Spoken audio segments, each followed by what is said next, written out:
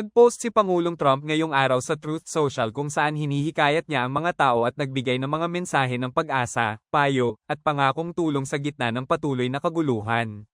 Patuloy na hinihikayat ni Donald Trump ang mga nagpoprotesta laban sa gobyerno sa Iran na huwag tumigil sa kanilang mga pagkilos. Ayon sa kanya, handa ang Estados Unidos na makialam sa lumalalang kaguluhan sa bansa. Habang tumitindi ang mga protesta, mahigit 2,000 tao na ang pinangangambahang nasawi matapos ang marahas na pagsupil ng mga awtoridad. Kasabay nito, patuloy ang internet blackout sa Iran, dahilan para mas lalong mabahala ang buong mundo sa tunay na nangyayari sa loob ng bansa.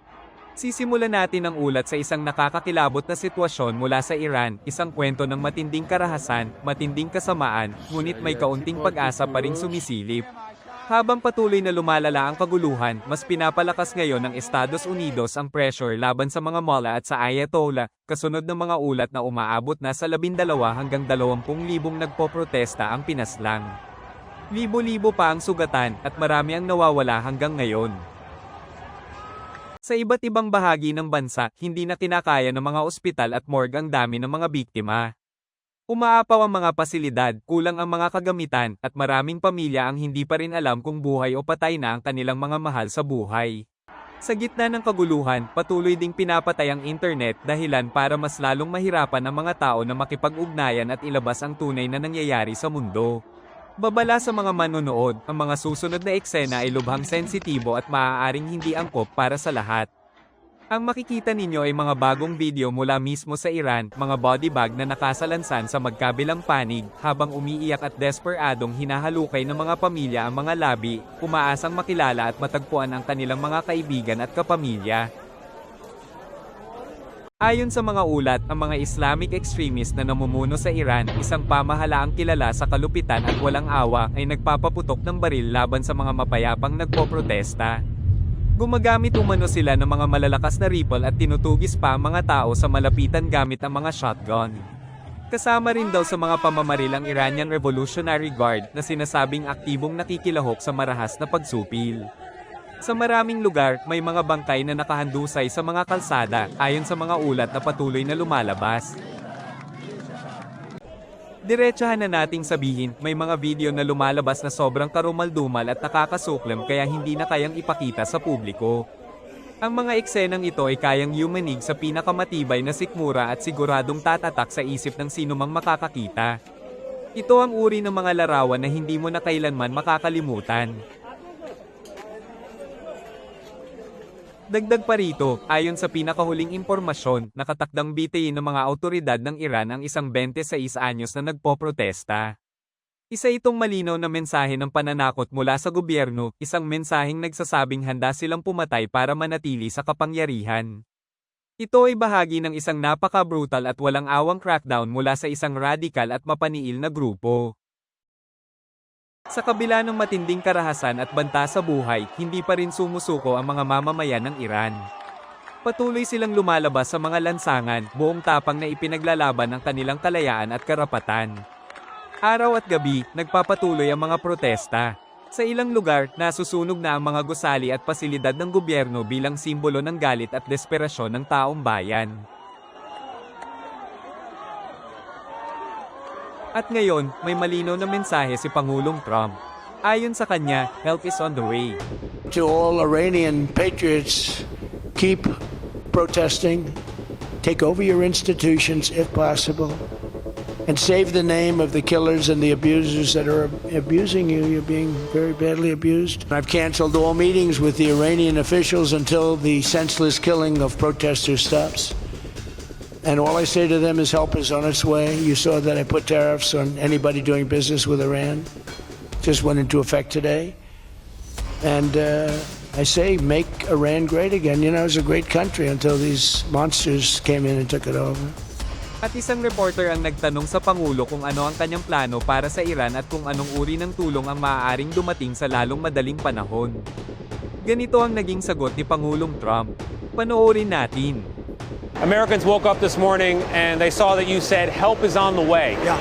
What do you mean by that? Well, there's a lot of help on the way and in different forms, including economic help from our standpoint, and not going to help Iran very much. And we put Iran out of business with their nuclear capacity. And this strong action you're talking about, what's the end game? The end game is to win. I like winning. How do you define And that we're in winning. Iran? Well, let's define it in Venezuela. Let's define it with al-Baghdadi. He was wiped out. Let's define it with Soleimani.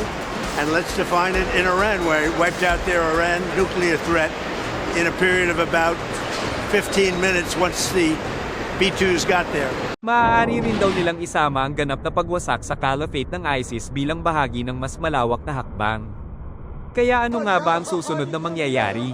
Sa ngayon, wala pang malinaw na sagot at maging ang Iran mismo ay hindi rin alam kung ano ang maaaring sumunod. Ayon sa mga ulat, pinutol na ni Trump ang anumang komunikasyon sa mga mala at nabigyan na siya ng detalyadong briefing tungkol sa lahat ng posibleng opsyon na nasa mesa, kabilang na ang mas matitinding hakbang at mga operasyong militar kung kinakailangan. Habang tumataas ang tensyon, patuloy na nag-aabang ang buong mundo sa magiging susunod na galaw. Ang tinatawag na mga lider ng Iran ay dapat ng mangamba.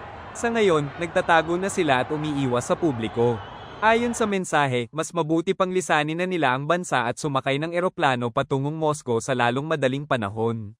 May malinaw na babala para sa kanila kung maglakas loob pa silang pagdudahan ang salita at paninindigan ni Pangulong Trump, dapat nilang balikan ang sinapit ng dati nilang mga pasilidad nuklear o kaya ay tanungin na lamang si Nicolas Maduro. Napapalibutan ng mga base militar ng Estados Unidos ang Iran at napatunayan na ng makabagong teknolohiya ng US ang kakayahan nito matapos ang isang matagumpay na pag-atake na tuluyang nagwasak sa buong nuclear program ng Iran.